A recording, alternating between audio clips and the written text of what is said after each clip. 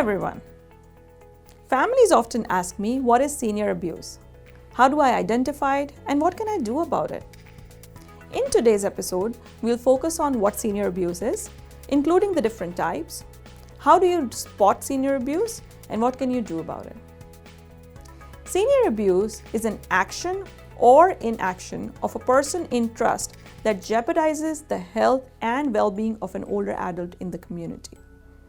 Unfortunately, senior abuse is common. Up to 10% of older adults are abused, even in Canada. That means if you know 10 people, one of them is being abused. There are 5 different types of abuse: physical abuse, psychological abuse, sexual abuse, financial abuse, and neglect. Neglect being the most common. But how do you identify that? You would be able to identify general warning signs of abuse. For example, visible bruising, broken hands, broken bones, scratches on the face, and the story behind that won't match up. The second most common warning sign is that the person who is being abused would get socially isolated. They would be depressed, but they would try to keep things to themselves.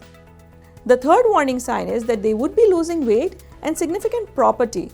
For example, somebody having a cell phone one day might generally not have it in the next meeting that you have. These are the common warning signs. There is a complete list that would be provided in the description box below. But once you see these common warning signs, what do you do about it? The first step is see it.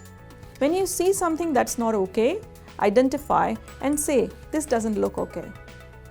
The second step is name it. Talk about it, especially to the person you believe is being abused, and ask them, are you okay? Is there something we need to know? Or are you being abused? The third one is check it. If you have named it once, then you need to check in with the organization or authorities to ensure this is abuse and so that they can handle it properly.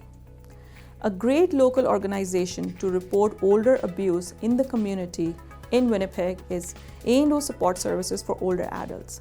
They do have an intake line for reporting abuse, and they have some great programming around support groups, crisis housing, and helping them with legal services as well.